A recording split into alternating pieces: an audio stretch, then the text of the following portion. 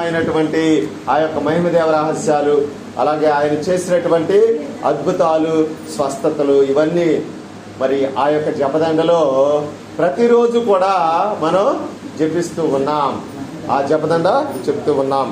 ప్రియ క్రైస్తవ సహోదరి సహోదరుడా, 100వ కీర్తన 4వ వాక్యము, కృతజ్ఞతా స్థుతులతో ఆయన మందిర ద్వారమున ప్రవేశింపుడు, స్తుతి గీతములతో ఆలయమున అడుగుడు, ఆయనకు వందనములు అర్పింపుడు, ఆయన నామమును కీర్తింపుడు. Praise the Lord. Hallelujah, hallelujah. ప్రియ క్రైస్తవ సహోదరి సహోదరుడా, ఈరోజు దేవాలయముకు వచ్చి దేవాలయానికి వెళ్ళినప్పుడు మనం ఏ విధంగా ఉండాలి, దేవాలయానికి ఇంటికి మధ్య వ్యత్యాసము, తేడా ఏంటి, ఈ విధంగా దేవాలయములో మనము వెళ్ళి ఆ దేవదేవునికి ప్రార్థన చేసేప్పుడు మనకు కలిగేటువంటి మరి ఆ యొక్క దీవెనలు, ఆశీర్వాదాలు ఏంటి అని కొద్ది నిమిషాలు ధ్యానం చేద్దాం. ప్రియ క్రైస్తవ సహోదరి సహోదరుడా, దేవాలయము దేవుడు నివసించేటువంటి పవిత్ర స్థలము, దేవుడు కొలువై ఉన్న చోటు ఆ యొక్క దేవాలయము. ప్రియ క్రైస్తవ సహోదరి సహోదరుడా, కాబట్టి ప్రతి మతంలో కూడా మరి మరి క్రైస్తవత్వం, మరి క్రైస్తవులు ఎక్కడికి వెళ్తారు చెప్పండి? దేవాలయానికి, మందిరానికి, చర్చికి వెళ్తారు. అలాగే హైందవులు ఎక్కడికి వెళ్తారు చెప్పాలి? హైందవులు వెళ్ళేటువంటిది ఆ యొక్క ఏమంటారు, దేవాలయం అంటారు వాళ్ళగా, అవునా? అలాగే మరి ముస్లింలు ఎక్కడికి వెళ్తారు ప్రార్థన చేసుకోవటానికి? వాళ్ళే మసీదు. Very good. అలాగే ఇంకా అనేక మతాలు ఉన్నాయి. ప్రపంచంలో ఉన్నటువంటి ఏ మతమైనా కానీ తప్పనిసరిగా దేవుణ్ణి కొలిచేటువంటి, కానీ సజీవుడైన దేవుడు, నిన్న నేడు నిరంతరం ఏకరీతిగా ఉన్న దేవుడు, ఆల్ఫా ఒమేగా నేనే అని తెలియజేసినటువంటి దేవుడు, మొదటివాడు కడపటివాడు అయినటువంటి ఆ దేవదేవుణ్ణి మనం విశ్వసిస్తూ ఉన్నాం. Praise the Lord. Hallelujah, hallelujah. కాబట్టి ఇదిగో ప్రపంచంలో ఎన్నో మతాలు ఉన్నాయి. అలాగే ఈ యొక్క 3 కోటి దేవతలు ఉంటారంట. ఎంతమంది దేవతలు? 3 కోటి దేవతలు అంటే 3 కోట్ల మంది దేవతలు ఉన్నారు. రాయి రప్ప, చెట్టు చేమ, ఏదేమైనా చివరికి వారి యొక్క విశ్వాసం. అయితే దేవదేవుడు చెప్పేటువంటి మాట ద్వారా నేను తప్ప వేరొక దేవుడు లేడు. ఆ యొక్క మరి కాబట్టి ఆ సజీవుడైన దేవుణ్ణి, ఆ యొక్క నీ దేవుడైన ప్రభువుని పూర్ణ హృదయంతో, పూర్ణ ఆత్మతో, పూర్ణ శక్తితో, పూర్ణ మనసుతో మరి ఆయనను సేవించాలి, పూజించాలి, ఆరాధించాలి, గణపరచాలి. అలాగే నీవలే నీ పొరుగు వారిని ప్రేమించాలి అని ఆనాడు మోషే ప్రవక్త ద్వారా దేవదేవుడు, సృష్టికర్త అయిన యావే దేవుడు, యెహోవా దేవుడు తన స్వహస్తాలతో ఆ సీనాయి కొండపై 10 ఆజ్ఞల 2 రాతి పలకల్ని రాసిచ్చాడు. ఆ 10 ఆజ్ఞలు చెప్పండి. మనం చాలాసార్లు విన్నాం. 1, సకల వస్తువుల కంటే ఫస్ట్ ఏంటిది? సర్వేశ్వరుని మాత్రము ఆరాధించుదువుగాక. 2, సర్వేశ్వరుని నామము వ్యర్థముగా పలుకక ఎందువుగాక. 3, సర్వేశ్వరుని పండుగ దినములను పరిశుద్ధపరచుదువుగాక. 4, తల్లిదండ్రులను గౌరవించుదువుగాక. 5, నరహత్య చేయక ఎందువుగాక. వెళ్ళలేదా? ఆజ్ఞలు 10 ఆజ్ఞలు. 6, మోహపాపములు చేయక ఎందువుగాక. 7, దొంగిలింపక ఎందువుగాక. 8, అబద్ధ సాక్ష్యం పలుకక ఎందువుగాక. 9, మోహ తలంపులను తలంపక ఎందువుగాక. 10, పరుల సొమ్మును ఆశింపక ఎందువుగాక. ఈ 10 ఆజ్ఞలలో 2 ఆజ్ఞలు అణగి ఉన్నవి. 1, సకల వస్తువుల కంటే సర్వేశ్వరుని అధికముగా ప్రేమించుదువుగాక. 2, నీవలే నీ పొరుగు వారిని ప్రేమించుదువుగాక. అంటే 1 దైవ ప్రేమ, 2 సోదర ప్రేమ. పరిశుద్ధ గ్రంథం మొత్తం కూడా తెలియజేసేటువంటిది ఈ యొక్క దైవ ప్రేమ, సోదర ప్రేమ గురించే. ప్రియ క్రైస్తవ సహోదరి సహోదరుడు, కాబట్టి మనము దేవదేవుణ్ణి, అర్థమైన దేవుడు కొలువై ఉన్న చోటు, దేవుడు నివసించే పవిత్ర స్థలము. ఆనాడు చూడండి, ఆదికాండము 35వ అధ్యాయము 7వ వాక్యం ఈ విధంగా సెలవిస్తూ ఉంది. ఆదికాండము 35వ అధ్యాయము 7వ వాక్యము చదవండి.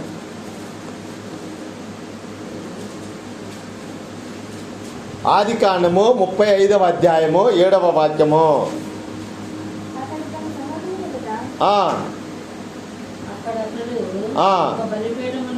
బలిపీఠమును నిర్మించి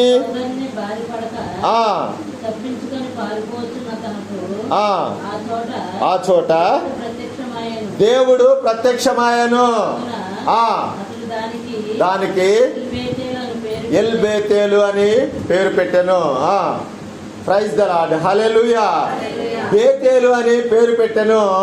బేతేలు అనగా దేవుని నివాస స్థలము. అదిగో చూడండి, అతడు వెలుచూ ఉండగా, లేకపోతే అతడు అక్కడ ఒక రాయిని తలదిండుగా చేసుకొని నిద్రపోయి, తర్వాత అక్కడ దేవుడు ప్రత్యక్షమై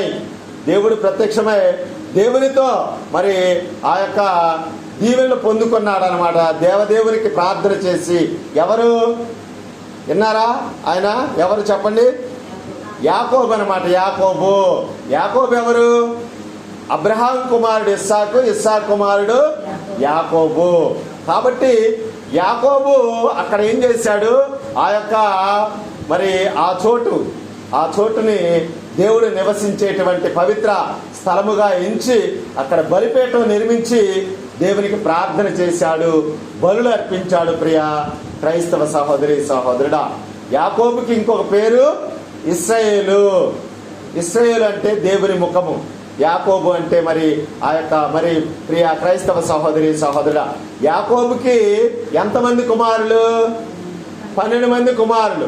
ఆ 12 మంది కుమారులు కూడా 12 గోత్రాలు, 12 వంశాలు, అలాగే 12 జాతులుగా, 12 వర్గాలుగా, నేల 4 చెరగుల ఈ 12 మంది కూడా మరి భూమి మీద అన్ని ప్రాంతాలకు వెళ్ళి నివసించారు. ప్రియ క్రైస్తవ సహోదరి సహోదరుడా, యాకోబుకు 12 మంది కుమారులు.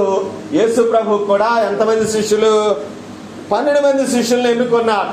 ఆ 12 మంది శిష్యులు నేల 4 చెరగుల, అంటే ప్రపంచంలో అన్ని చోట్లకి కూడా ఈ యొక్క శిష్యులు వెళ్ళి ఆ యొక్క సత్య సువార్తను, దేవుని సువార్తను ప్రకటించారు. ప్రియ క్రైస్తవ సహోదరి సహోదరుడు, కాబట్టి ఇంటికి దేవాలయానికి తేడా ఉందా? ఉంది. అర్థమైందా? మరి దేవాలయంలో మీరు ఎప్పుడైనా చూసినట్లయితే ఇల్లు, అలాగే దేవాలయంలో బలిపీఠం ఉంటుంది. ఇంట్లో ఉంటుందా? ఉండదు. అర్థమైందా? మనము చాలామంది కొంతమంది అనుకుంటూ ఉంటాం ఏమనంటే, ఇంట్లో ప్రార్థన చేసుకుంటాను కదా, అలాగే మరి నేను వ్యక్తిగత ప్రార్థన చేస్తాను కదా, కాబట్టి గుడికి వెళ్ళాలా, దేవాలయానికి వెళ్ళాలా, చర్చికి వెళ్ళాలా అని కొంతమంది మనకి అంటే మన మనసులో ఒక తార్కిక భావన ఉంటుంది. కానీ చదువుకోవటానికి ఎక్కడికి వెళ్తారు పిల్లల్ని? మనం తల్లిదండ్రులుగా పిల్లల్ని ఎక్కడికి పంపిస్తాం? మనం ఎక్కడికి పంపిస్తాం? స్కూల్కి పంపిస్తాం, బడికి పంపిస్తాం. అలాగే చదువుకోవటానికి బడికి ఎలా వెళ్తారో అలాగే ప్రార్థన చేయటానికి తప్పనిసరిగా దేవాలయానికి, దేవుని మందిరానికి వెళ్ళాల్సిందే. ప్రైజ్ ద లార్డ్, హల్లెలూయా, హల్లెలూయా. ఎందుకంటే దేవాలయంలో బలిపీఠం ఉంటుంది. ఆ బలిపీఠంపై మరి దివ్య బలి పూజ, అభిషక్తులైన గురువులు, యాజక గురువులు, అభిషేకం పొందినటువంటి యాజకత్వ గురువులు ఆ యొక్క బలిపీఠంపై దివ్య బలి పూజ సమర్పిస్తారు. కాబట్టి ఆయన మన కోసం తను అర్పించినటువంటి ఆ యొక్క కల్వరి బలి. అందుకే కథోలిక విశ్వాసంలో దివ్య బలి పూజకున్న ప్రాముఖ్యత ప్రియ క్రైస్తవ సహోదరి సహోదరుడా చూడండి. అంటే ఆయన పడినటువంటి శ్రమలు, అలాగే ఆయన కడరాత్రి భోజనంలో మరి ఆయన ఏం చేశాడు? శిష్యులందరినీ పిలిచి మరి ఇదిగో నేను చేసినట్లు మీరు చేయండి అని శిష్యుల పాదాలు కడిగి అలాగే వారితో కలిసి భోజనం చేశాడు. కడరాత్రి భోజనము చేసి ఇదిగో రొట్టెను విరిచాడు. యేసు ప్రభు రొట్టెను విరిచి ఇది నా శరీరము, దీనిని భుజించండి. అలాగే ద్రాక్షారసం, ఇదిగో నా యొక్క రక్తము.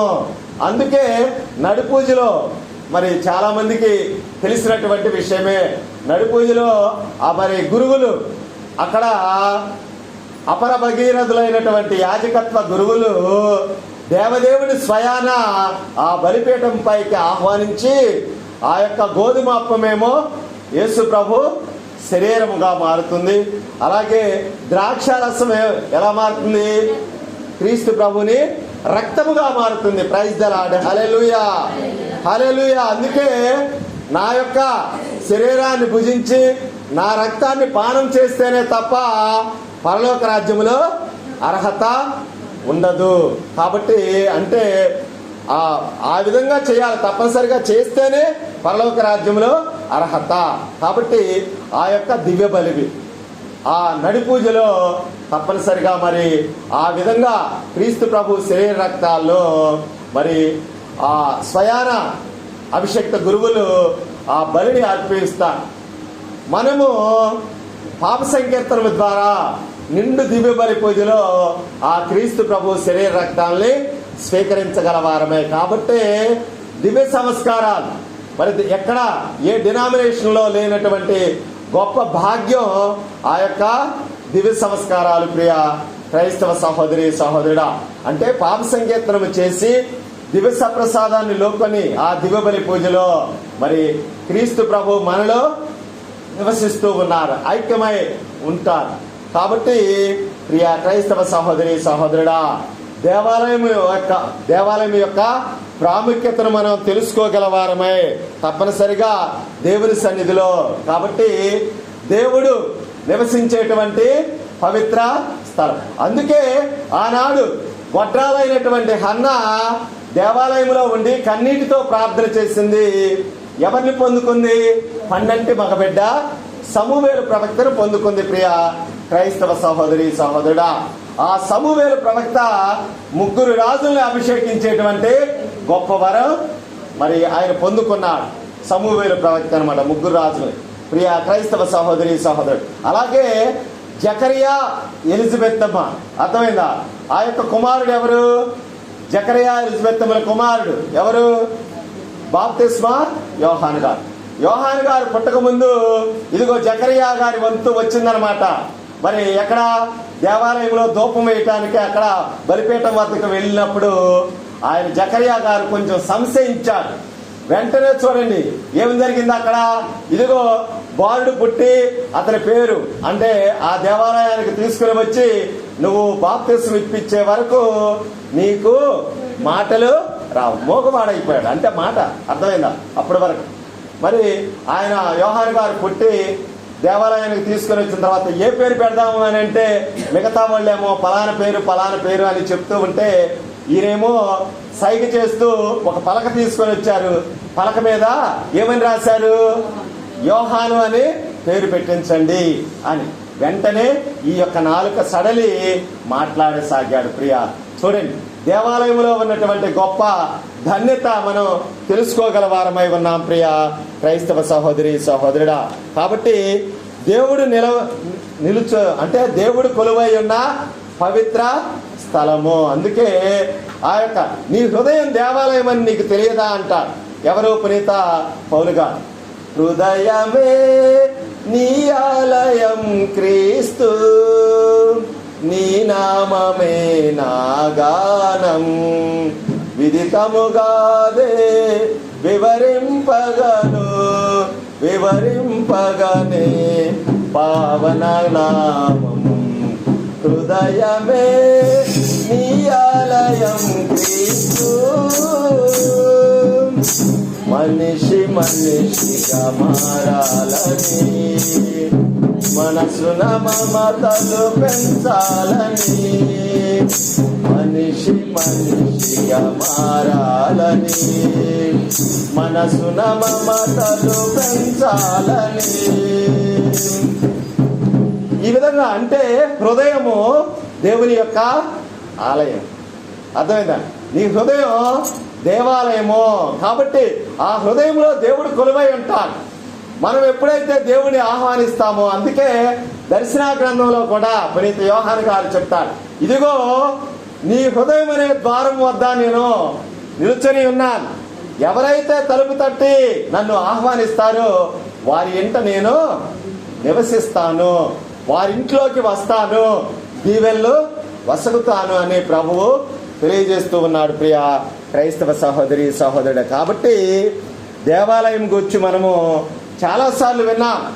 అలాగే దేవాలయం అంటే మనము ఎంతో భక్తి శ్రద్ధలతో ఆ దేవదేవునికి స్తుతులు అలాగే కృతజ్ఞతలు తెలియజేస్తాం.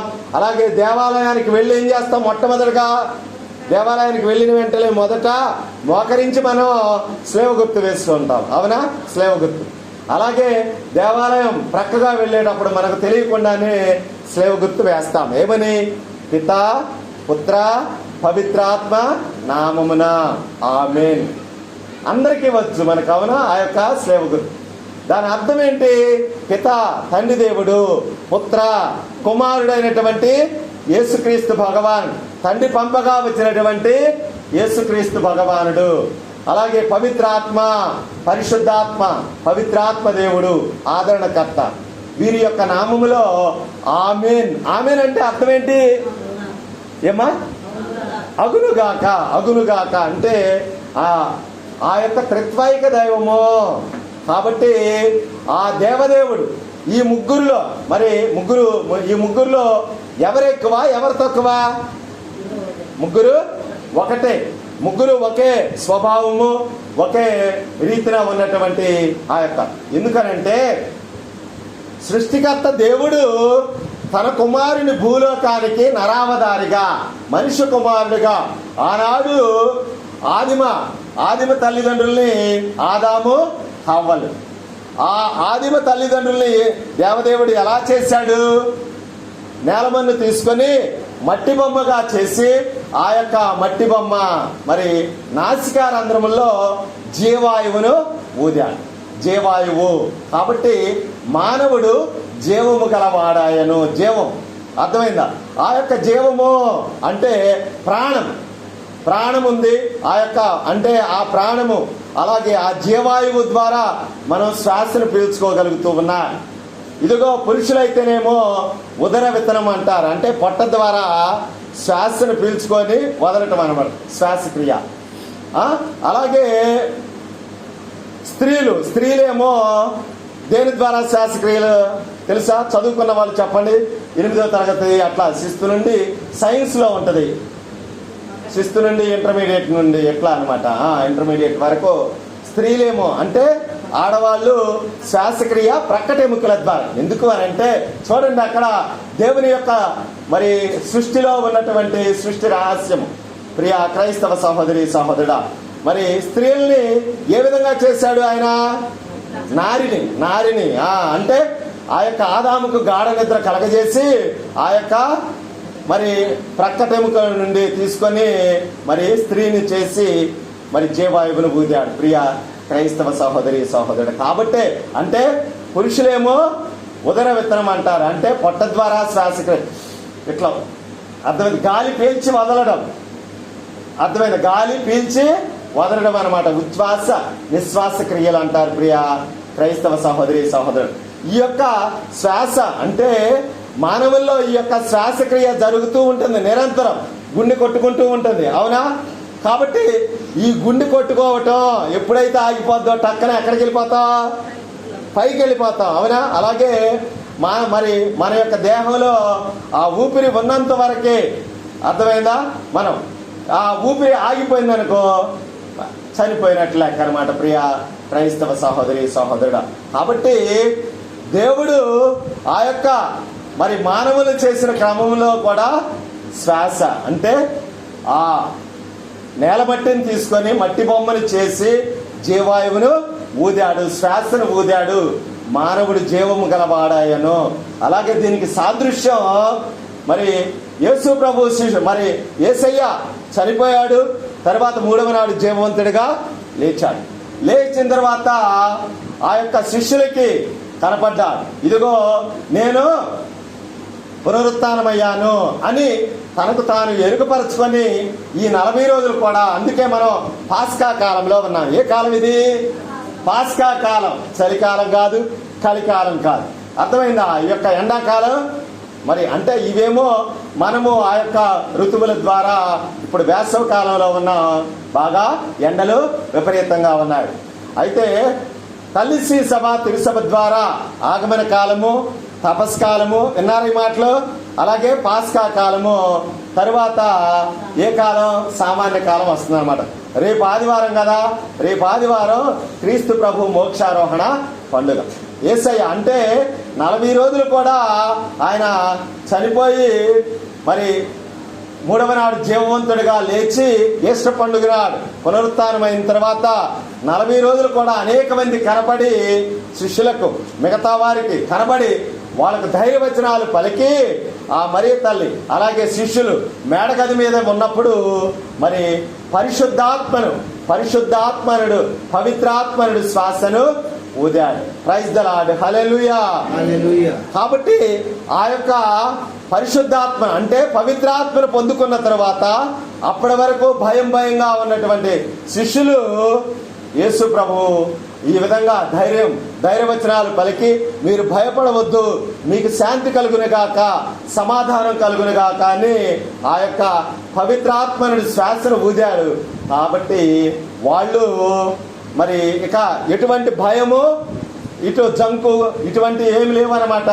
ఇదిగో నిజ దేవునికి వచ్చి ప్రకటించి ఆ శిష్యులందరూ కూడా, పేతురు గారు అలాగే ఇంకా మిగతా శిష్యులు, ఆంద్రే గారు, మిగతా మరి సీమోన్ గారు, తర్వాత ఒక ఆయన మాత్రమే లేడు. ఎవరు? యోధా ఇస్కరియోతు ఉన్నాడు. అర్థమైందా? ఈ 11 మంది అంటే 12 మందిలో మరి అయితే ఆ యోధా ఇస్కరియోతు బదులు పునీత మత్తియాస్ గారు అన్న ఆయన్ని ఎన్నుకొని ఆ 12 మంది కూడా అనేక ప్రాంతాలు, అనేక దేశాలు వెళ్ళారు. మన దేశం కూడా ఒక పునీతుడు వచ్చాడు. అర్థమైంది? యేసయ్య శిష్యుల్లో ఆ 12 మంది శిష్యుల్లో ఒక పునీతుడు. ఎవరు? పునీత థామస్ గారు. ఆ థామస్ గారు మద్రాసు వచ్చి ఆ యొక్క సువార్త, అంతకుముందు కేరళ, మిగతా చైనా దేశం, కొన్ని దేశాలు ఈ విధంగా మరి ఆ యొక్క సత్య సువార్తను ప్రకటించి చివరికి మన భారతదేశం వచ్చి మరి ఆయన హతసాక్షిగా దేవుని కోసం మరి సత్య సువార్తను ప్రకటించి మరి దేవుని కోసం ప్రాణాలు అర్పించాడు. వేద సాక్షిగా మరణం పొందాడు. ప్రియ క్రైస్తవ సహోదరి సహోదరుడు, కాబట్టి మనం తప్పనిసరిగా దేవాలయం యొక్క ప్రాముఖ్యతను తెలుసుకోగల వారమై దేవుడు నివసించేటువంటి పవిత్ర స్థలముని మనము గౌరవించాలి. మరి ఆ దేవుని సన్నిధిలో మనవి చేయాలి, విజ్ఞాపన చేయాలి. అలాగే స్తుతులు మనం ఎక్కువగా దేవాలయానికి వెళ్ళి ఏమన్నా ఇందాక మోకరించి ప్రార్థన చేస్తాం. అదిగో మరి ఒక ఉపమానం ఉంది, లేదా జరిగినటువంటి విషయం. పరిసయుడు సుంకరి, అర్థమైందో, ఇద్దరు దేవాలయానికి వెళ్ళారు. పరిసయుడేమో ధార్మికంగా ప్రార్థన చేశాడు, సుంకరేమో ఏం చేశాడు? ఆ యొక్క దేవాలయం, అర్థమైందా, దేవాలయం బయటే నిలబడి మరి ఆ యొక్క కనులు ఎత్తటానికి సాహసించక, అయ్యా నేను పాపిని, నన్ను క్షమించు అని సుంకరి కన్నీటితో ప్రార్థన చేశాడు. కాబట్టి దేవుడు ఎవరి మాట విన్నాడు? అర్థమైంది, ఎవరి ప్రార్థన విన్నాడు? సుంకరి ప్రార్థన ఆలకించాడు. ప్రియ క్రైస్తవ సహోదరి సహోదరుడు, కాబట్టి దేవాలయముకి మనం భక్తి శ్రద్ధలతో వెళ్ళాలి, అలాగే క్రమశిక్షణతో, అలాగే మర్యాదతో వెళ్ళి, అంటే దేవుడు మరి కొలువై ఉన్న పవిత్ర స్థలము కాబట్టి, నివాస స్థలం కాబట్టి ఆ యొక్క దేవాలయానికి మనము భక్తితో వెళ్ళాలి. ప్రియ క్రైస్తవ సహోదరి సహోదరుడా, అందుకే ఉపదేశకుడు 4:17లో తెలియజేసేటువంటి మాట, దేవాలయానికి వెళ్ళినప్పుడు జాగ్రత్తగా మెలగాలి, అతడికి వెళ్ళివారు విధేయతతో వినుటకు వెళ్ళవలయను, కానీ మంచి చెడు తెలియని మూర్ఖుల వలె బలిని అర్పించుటకు కాదు. కాబట్టి వినయ విధేయతలతో మనం వెళ్ళాలి.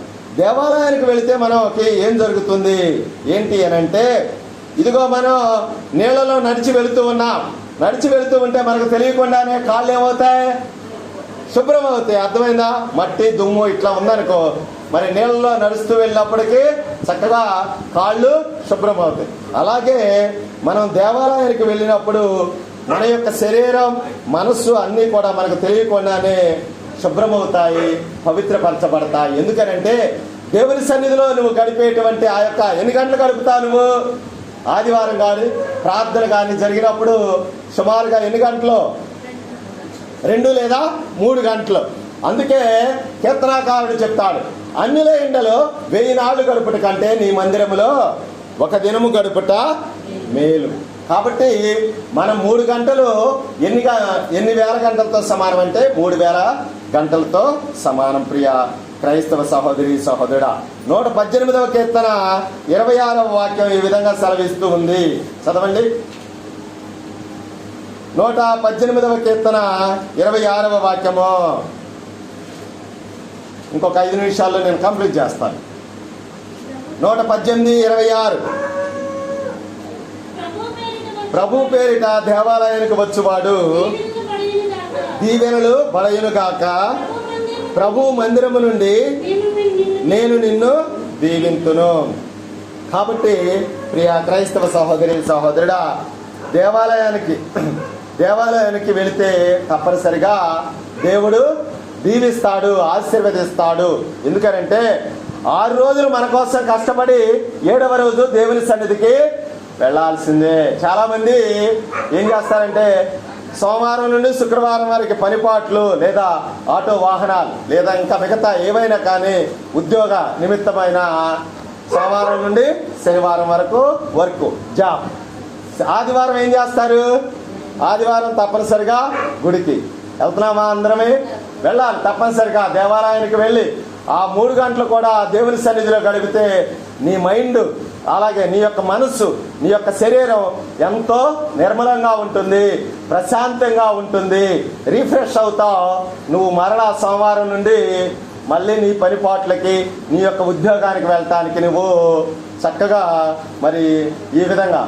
కాబట్టి తప్పనిసరిగా దేవుని సన్నిధికి వెళ్ళాల్సిన వారమై ఉన్నావు. దేవాలయానికి వెళితే దేవుడు ఆశీర్వదిస్తాడు, దీవెనలు వసుకుతాడు. కాబట్టి దేవాలయానికి తప్పనిసరిగా మనం వెళ్ళి ప్రార్థన చేయగల వారమై ఉండాలి. ప్రియ క్రైస్తవ సహోదరి సహోదరు, దేవాలయానికి వెళ్ళి దేవుని వాక్యాన్ని ఆలకించాలి, పఠించాలి, ధ్యానం చేయాలి. ఒక్కోసారి మనం అనుకుంటాం మరి ప్రార్థన రాదు కదా, జపాలు రావు కదా, పాటలు రావు కదా. దేవుడు అవేమి చూడు.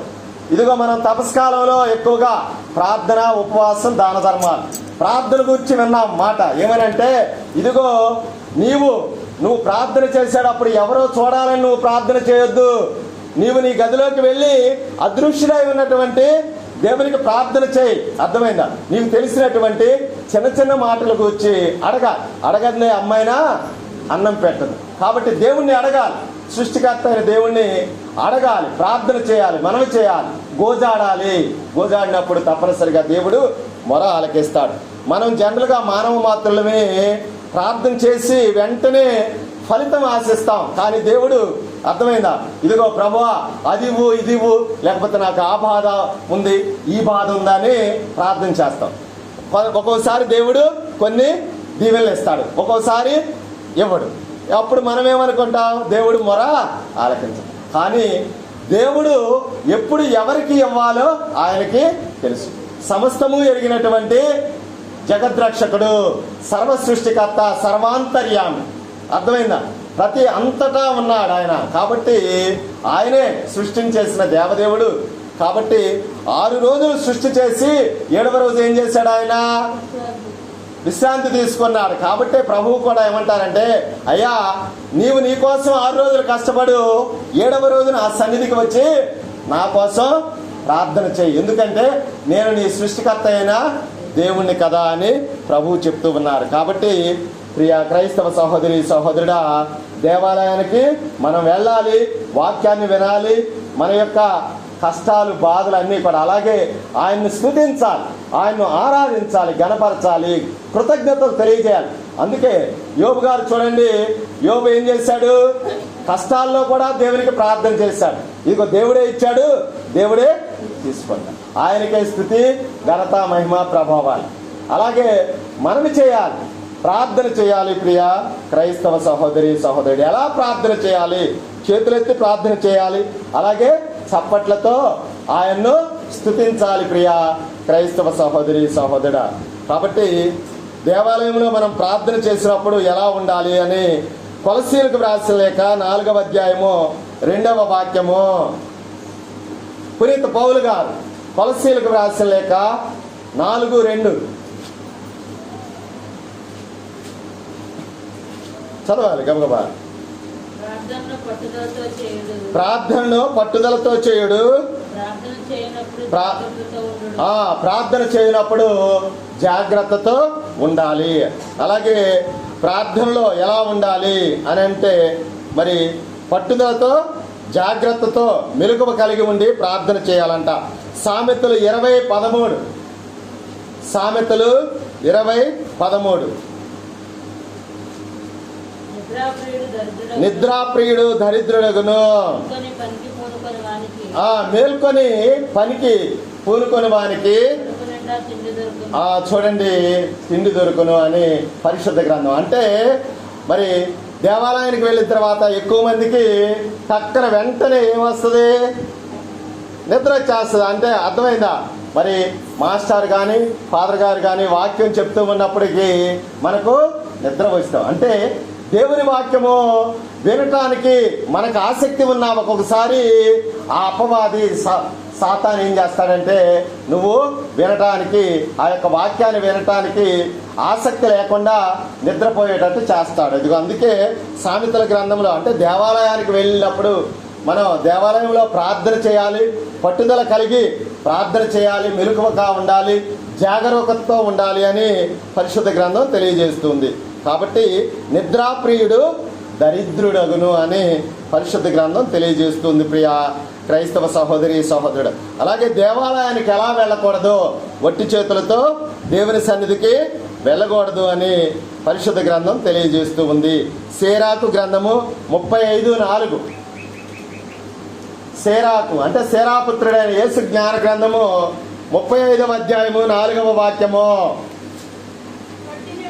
వట్టి చేతులతో దేవుని సన్నిధికి రావలదు అంటే కేవలం కానుకలనే కాదు, కానీ ఇక్కడ అర్థము ప్రియ క్రైస్తవ సహోదరి సహోదరుడా అంటే నీవు దేవుని సన్నిధికి అంటే ఆ యొక్క ఇష్టపూర్వకంగా మనఃపూర్వకంగా నిర్మలమైన ప్రశాంత అంటే నిర్మలమైనటువంటి మనసుతో దేవుని సన్నిధికి రావాలి అని. అందుకే ప్రభువు చెప్తారు ఒక సందర్భంలో, మరి నీ సహోదరుడి మీద నీకు కోపం ఉందనుకో, లేదా ఇంటి దగ్గర ఏమన్నా తగువులాడి లేకపోతే ఇటువంటివి వెళ్ళావు అంటే అంటే ఇంటి దగ్గర పక్కింటి వాళ్ళు లేకపోతే ఎట్లా ఏదైనా వాద్యాలు ఆడి దేవుని సన్నిధికి వెళ్ళినప్పుడు లేదా నీవు బలిపీఠం చెంతకు వెళ్ళావు లేదా కానుక నడిపించడానికి సిద్ధపడ్డావు, అప్పుడు ప్రభువు చెప్తూ ఉన్నారు నీ సహోదరునితో నీవు సఖ్యపడి వచ్చి నాకు కానుక నడిపించు, బలిని అర్పించు అని.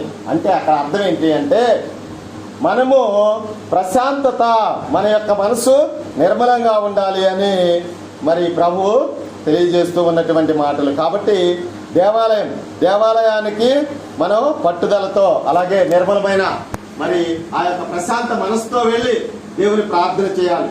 అలాగే దేవాలయాన్ని ధ్వంసం చేస్తే పట్టించుకోకపోతే ఏమవుతుంది అంటే ఆ యొక్క కొరింథీయులకు రాసిన లేఖలో ఉంటుంది, దేవుని ఆలయాన్ని ధ్వంసం చేస్తే దేవుడు వారిని ధ్వంసం చేయను, నాశనం చేయను. అంటే దేవుని సన్నిధి మరి దేవుడు కొలువై ఉన్న చోటు కాబట్టి మనము తప్పనిసరిగా దేవాలయం యొక్క పవిత్రతను కాపాడగల వారమే ఉండాలి. ప్రియ క్రైస్తవ సహోదరి సహోదరుడా, ఇదిగో చూడండి, ఒక ఆయన దానియేలు గ్రంథంలో ఉంటుంది, దేవాలయాన్ని దాని వస్తువులు పాడు చేశాడు ఒక ఆయన, బెల్షస్సర్ రాజు. అతను మరి చూడండి రాత్రికి రాత్రే వధించబడ్డాడు. అలాగే ఉజ్జయి రాజు కుష్ఠరోగంతో దేవాలయంలో శపించబడ్డాడు. అలాగే జకరియా మరి చూడండి మరి దేవదూత చెప్పినటువంటి మాటను విశ్వసించలేదు, మరి ఆయన మోగబాడై ఉన్నాడు. అలాగే అననీయా సఫీరా వాళ్ళు మరి దేవాలయం వద్ద ఉండి అబద్ధం ఆడారు. ఇదిగో వాళ్ళు ఒక పొలాన్ని అమ్మిన తర్వాత అమ్మిన ధనాన్ని తీసుకుని వచ్చి పేతురు గారి వద్ద మరి తెలియజేసిన తర్వాత కొంతేమో ఇంటి దగ్గర ఉంచుకొని మిగతా తీసుకొని వచ్చినప్పుడు వాళ్ళకి శిక్ష ఉంది మరి జరిగింది. ప్రియ క్రైస్తవ సహోదరి సహోదరుడు, అలాగే యెరూషలేము దేవాలయంలో ఆ యొక్క వర్తక వ్యాపారం, పావురాలు అమ్మేవాళ్ళు ఈ విధంగా ఆ యొక్క దేవాలయంలో ఇట్లా చేస్తూ ఉంటే యేసయ్యకి ఏమైంది? కోపం వచ్చింది. కోపం వచ్చి ఆయన కొరడా పేని ఇదిగో ఆ యొక్క చిల్లర మార్చు వారిని పడద్రోసాడు, అంటే ఆ యొక్క బలలు. అలాగే పావురాలు అమ్మే వాళ్ళని ఇదిగో ఎక్కడి నుండి వెళ్ళిపోండి, నా యొక్క తండ్రి దేవాలయాన్ని మీరు వ్యాపార స్థలముగా చేస్తూ ఉన్నారని ఆయనకి కోపం వచ్చి వాళ్ళను మరి మందలించాడు, కోపపడ్డాడు. ప్రియ క్రైస్తవ సహోదరి సహోదరుడు, కాబట్టి దేవాలయ పవిత్రతను కూడా మనం కాపాడుకోగల వారమై ఈ యొక్క మరి మే మాసంలో, ఎందుకు అంటే ఇవన్నీ తెలియజేసిన మాట ఇందాక మాస్టర్ చెప్పినట్లుగా మరియ తల్లిని ఆహ్వానిస్తే మరి మరియ తల్లి వెంట ఎవరుంటారు? తన కుమారుడైనటువంటి క్రీస్తు భగవానుడు యేసు క్రీస్తు ఉంటారు. యేసు అనగా రక్షకుడు, క్రీస్తు అనగా అభిషక్తుడు. కాబట్టి ఆ యేసుక్రీస్తు భగవానుడిని, ఆ రక్షకుడిని మనము ఆహ్వానించగల వారమై మన యొక్క హృదయాల్లోకి, మన కుటుంబాల్లోకి ఆహ్వానించినప్పుడు, ఆనాడు చూడండి కానాపల్లి పెళ్లిలో కూడా చూడండి గొప్ప అద్భుత కార్యం చాలాసార్లు మనం ధ్యానం చేశాం. కాబట్టి ఆ మరియ తల్లి మధ్యస్థ ప్రార్థన, మరి బైబిల్లో ఉన్నటువంటి ఆ యొక్క దేవరహస్యాలు, వాటిని మనం ప్రతిరోజు కూడా సోమ శనివారం ఏమో సంతోష దేవరహస్యాలు, మంగళ శుక్రవారం దుఃఖదేవ రహస్యాలు, బుధవారం మహిమదేవ రహస్యాలు, అలాగే గురువారం ఏమో వెలుగు దేవ రహస్యాలు, ఆయన చేసినటువంటి అద్భుత కార్యాలు, యేసు ప్రభు చేసినటువంటి అద్భుత కార్యాలు, ఆయన స్థాపించినటువంటి దివ్య సప్రసాదము, మరి అలాగే హృదయ పరివర్తన, ఇవన్నీ కూడా.